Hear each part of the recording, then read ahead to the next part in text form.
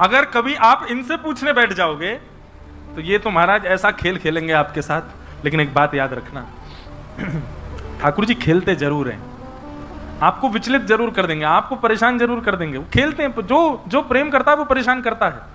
वो प्रेम ही कैसा जहां परेशानी ना किया जा रहा हो। वाह, बाबा ने ताली बजाई पीछे से। वो प्रेम ही कैसा जहां परेशानी ना हो, जहां पर कोई आपको परेशान ना करे, कोई तंग ना करे। गोपियां कितना परेशान करती ठाकुर जी को, कितना तंग करती। ठाकुर जी भी हमको उतना ही परेशान तो करते हैं, खेलते तो हैं। तो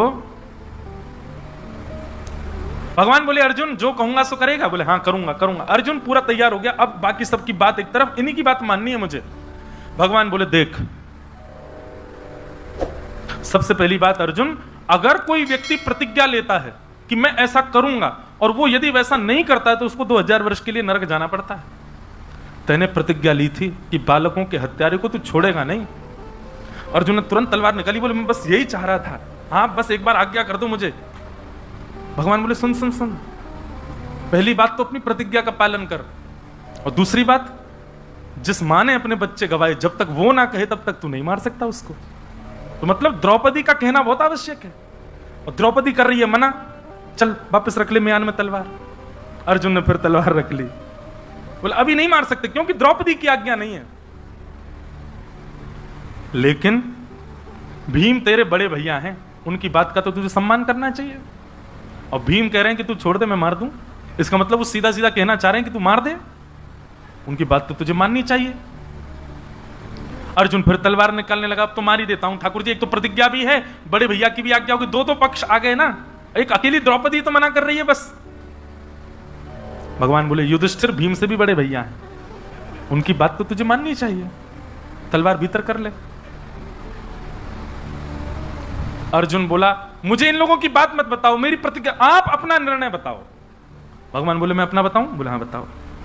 तो ब्रह्म बंधु न हंतव्य आतताई बदारहण मय्यै वो भय्यमाम नातम परिपायानुशासन। अर्जुन, ब्राह्मण कैसा भी क्यों ना हो, कैसा भी क्यों ना हो ब्राह्मण, उसको मारना नहीं चाहिए। अर्जुन बोला आपने निर्णय दे दिया भगवान, ये ब्राह्मण है, इसको नहीं मारूंगा मैं। लेकिन अर्जुन, बालकों का हत्यारा कोई भी क्यों ना हो उसको छोड़ना नहीं चाहिए। अर्जुन बोले मुझे चक्कर आ रहे हैं और मैं आधा पागल था पहले, आज पूरा पागल हो जाऊंगा मैं, ये कैसा निर्णय दे रहे हो नाथ आप? ठाकुर जी मुस्कुराए। महाराज इतने परेशान हो जाते हैं ठाकुर जी से निर्णय लेने वाले, पर ठाकुर जी के हर उपहास में भी, हर खेल में ही उत्तर छुपा है। भगवान उठ गए, बोले ऐसे उठ के मत जाओ, बता के तो जाओ। बोले मैंने बता दिया, अब इसके आगे कुछ नहीं बोलूंगा मैं। ब्राह्मण कैसा भी क्यों ना हो उसको मारना नहीं चाहिए, बालकों का हत्यारा कोई भी क्यों ना हो उसको छोड़ना नहीं चाहिए। ये ब्राह्मण भी है और बालकों का हत्यारा भी है, अब बता क्या करेगा। अर्जुन चिंता में पड़ गया। इतनी चिंता तो उसको महाभारत युद्ध में नहीं हुई। अर्जुन चिंतन करो मैंने क्या कहा। एक बात याद रखना, मैं कहता जरूर हूं कि कृष्ण भक्त बड़े परेशान से रहते हैं, ठाकुर जी खेलते बहुत हैं, लेकिन कृष्ण भक्त एक चीज को प्रारंभ कर दे, क्या? चिंतन करे। ठाकुर जी की जो बातें हैं, ठाकुर जी का जो स्वभाव है, ठाकुर जी की जो चर्चाएं हैं, उनको बार बार चिंतित कर, उन पर चिंतन करे, उत्तर उसको मिलेगा। भाई ठाकुर जी ऐसे मॉनिटर हैं कि वो सीधी आज्ञा नहीं करेंगे, वो पहेली दे देंगे आपको, सुलझाओ। यदि तुम योग्य होगे तो सुलझ करके निकल जाओगे, और यदि तुम अयोग्य होगे तो अपने बनाए जाल में फंस जाओगे। ठाकुर जी का स्वभाव ऐसा है। अर्जुन अब सोच क्या करना चाहिए। अर्जुन बार बार सोच रहा, ब्राह्मण है इसको मारना नहीं है, बालकों का हत्यारा इसको छोड़ना नहीं है, मतलब इसको मारना भी नहीं है, इसको छोड़ना भी नहीं है, इसको मारना भी है और इसको छोड़ना भी है, क्या करूं? तब अर्जुन के दिमाग में आया, ओहो माने ठाकुर जी मुझसे कहना चाहते हैं कि इसको मृत्यु दंड से भी बड़ा दंड दो, जिसमें ये जीवित भी रहे, पर जितने दिन जीवित रहे उतने दिन मृत्यु के समान रहे। और ऐसा दंड तो केवल एक है, भरी सभा, भरे समाज और भरे व्यक्ति संसार में जीता कब है? जब किसी से प्रेम की आशा उसको दिखती है। जब दिखेगा कि कोई प्रेम ही नहीं करता तो व्यक्ति जीवित कैसे रहेगा? जब कोई बहुत बड़ा अपराधी और बहुत गंदे अपराध में जब पकड़ा जाता है ना, तो वो पुलिस वालों से कहता है मुझे मार दो, इससे अच्छा तो मैं मर जाऊं, मुझे जीवित मत रखो। और कहीं न्यायालय में ये घोषणा कर दी जाए 20 वर्ष की इसको जेल, 20 वर्ष बाद इसको फांसी होगी, वो कहता 20 वर्ष मुझे क्यों आप तड़पा रहे हो? वो तड़प है उसके लिए जीवन वरदान नहीं है, उसके लिए जीवन शाप होता है।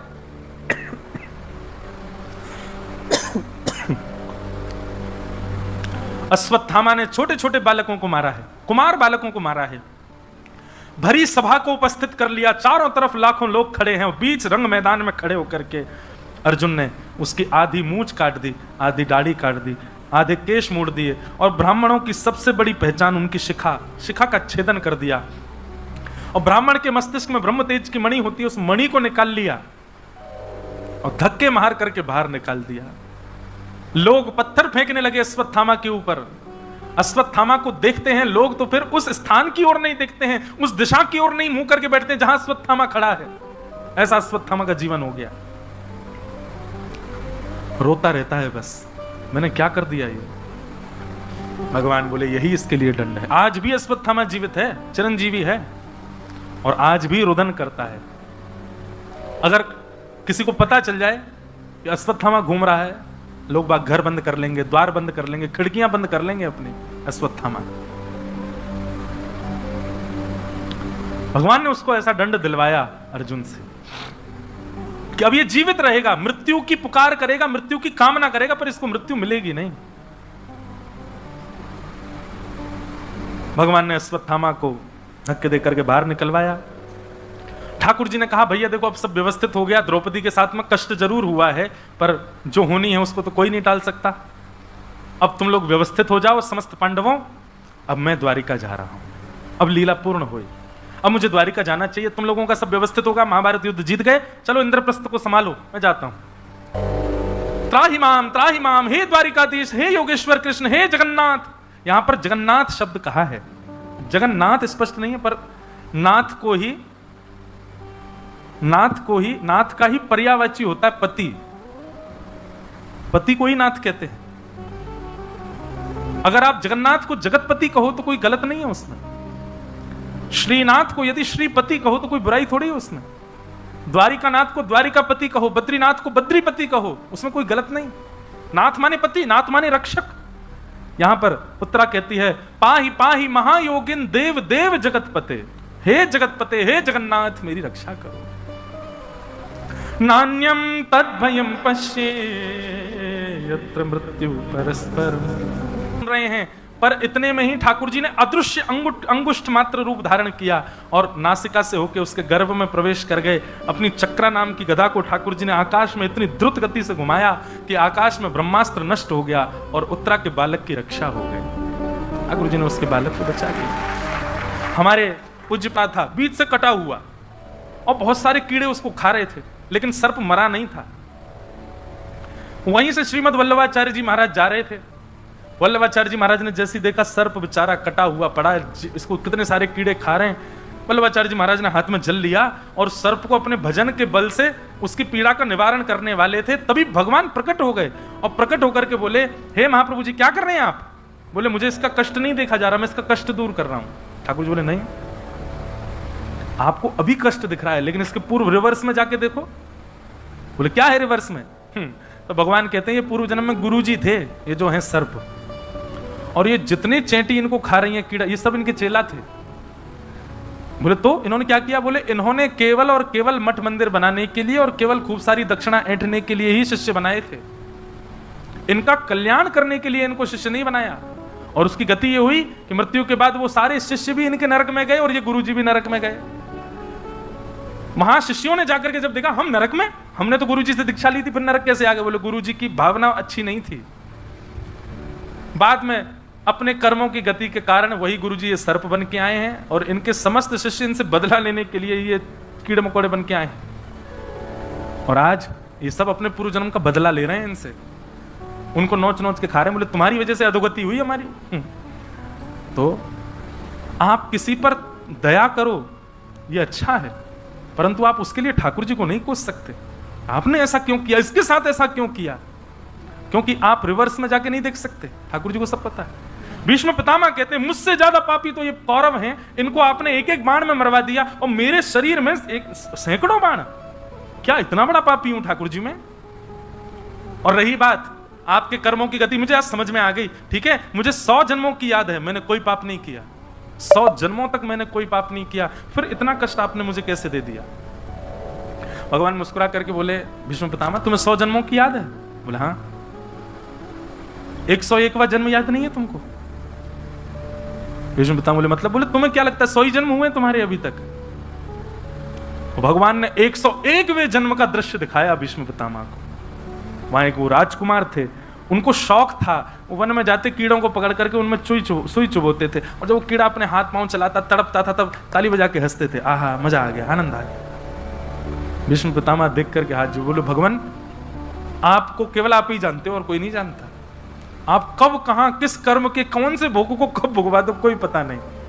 इससे बचने का कर्म गति तारे नाही टरे, कर्म गति तारे नाही टरे। एक बात बताओ, जिनके सारथी स्वयं श्री जगन्नाथ जी बन गए हैं उनको युद्ध भी क्यों करना चाहिए? अर्जुन को तो सीधे पैर पकड़ के भगवान से कहना चाहिए भगवान एक काम कर दो, आप भगवान हो ना, ऐसे नजर घुमाओ सबको मार दो। मारा ठाकुर जी ने? नहीं, अर्जुन तेरा प्रारब्ध है, इसको मैं नष्ट नहीं करूंगा, युद्ध कर, लड़ यहां पर। तीन पर विपत्ति परे,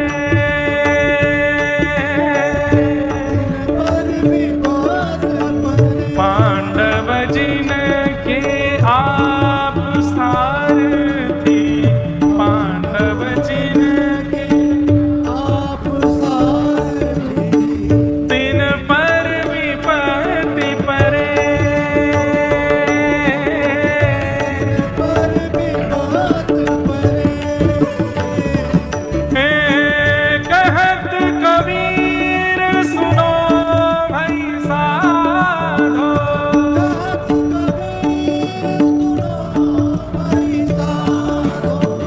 कहत कबीर सुनो भाई साधो,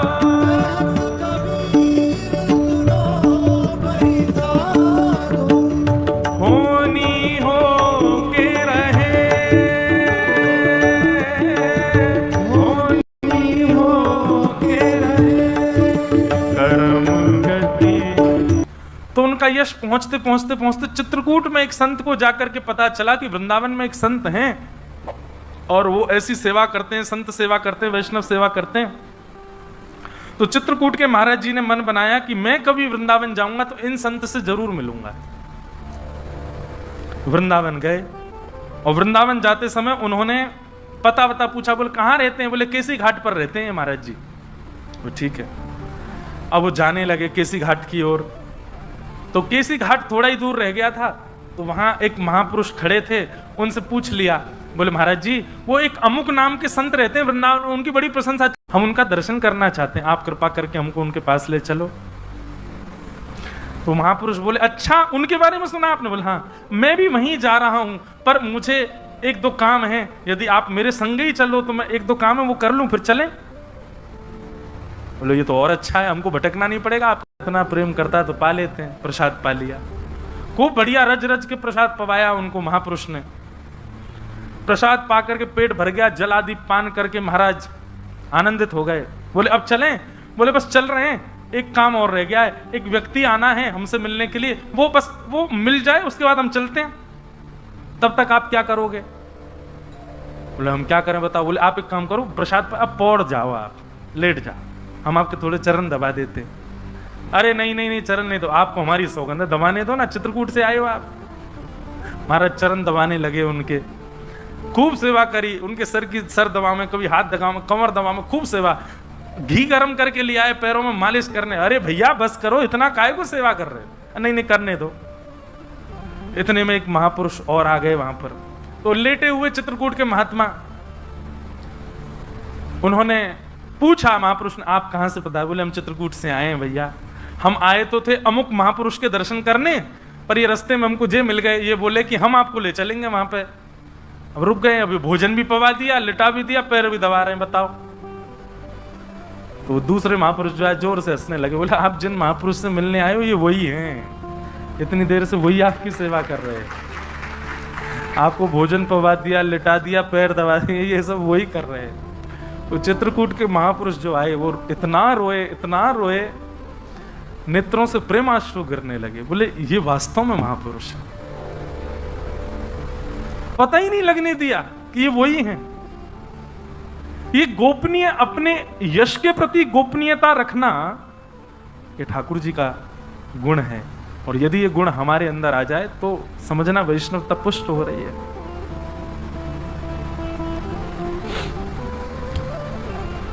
तो हमारा कैसा स्वभाव है? हम बैठे हो, हमसे कोई आगे, हम इंद्रेश जी से मिलने आए हैं, सामने बैठे हैं, बेटा तुम्हारे आओ प्रणाम करो, हमारा स्वभाव ऐसा है। एक प्रसंग और आता है कि श्रीनाथ जी के अष्ट सखाओं में गोविंद दास हुए।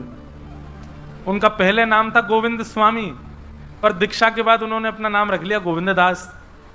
उनके गांव के लोग मिलने के लिए आए, गोकुल में यमुना जी के तट पर बैठे थे गोविंद दास। उनके गांव के लोगों ने आकर के, अब बेचारे पहचान नहीं पाए, दाढ़ी वाड़ी बढ़ गई, केश बड़े हो गए, आके उनसे ही पूछने लगे, अरे भैया हमारे गांव को एक छोरा यहाँ पे आया, वाको नाम गोविंद स्वामी है, कहीं देखो। तो गोविंददास जी बोले अच्छा गोविंद स्वामी? बोले हाँ। कहाँ है भैया, बता दो, वहां से मिल में आए, वही के गांव से आए, वहां के पिता के मित्र हैं हम, हमारो लाला कहाँ है भैया? गोविंद स्वामी।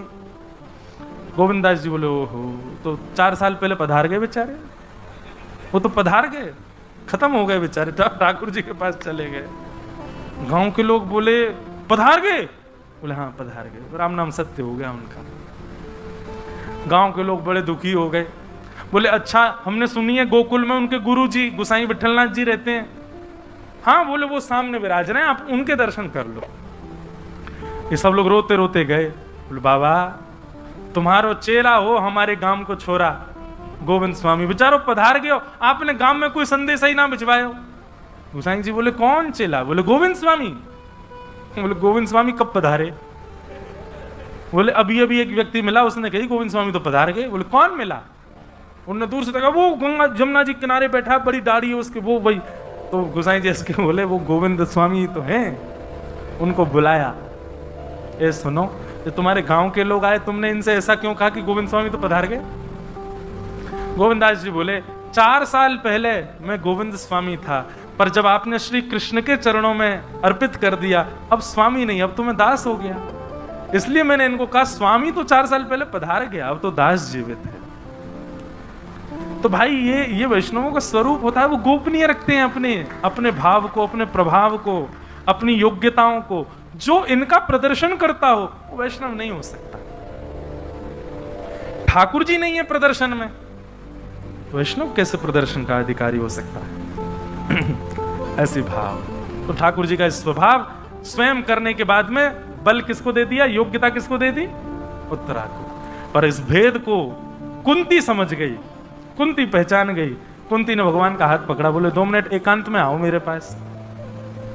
और कहा बोले आप बड़े चतुर हो, हैं? मैं सब देखा कि आपने उत्तरा के गर्भ में जाके रक्षा की और सारा श्रेय उत्तरा को दे दिया। अरे काकी जी मैं कैसे कर सकूं? कुंती बुआ मैं तो तेरो लाला हूं ना, मैं कैसे कर सकूं? कुंती बुआ बोली कोई लाला वाला नहीं हूं, मैं सब जानती हूं, कौन हो आप? बोले कौन हो? कौन हूं मैं? तब कुंती कहती है नमस्ये पुरुषम स्वाद्यम अंतर बहिर्वस्थितम, सबके अंदर निवास करने वाले, सबके बाहर पूरी सृष्टि का सृजन करने वाले आप साक्षात परमात्मा हो, मैं जानती हूं आपको। कुंती ने भगवान की स्तुति गाई और स्तुति गाते हुए अपने भावों को ठाकुर जी के चरणों में विनियोग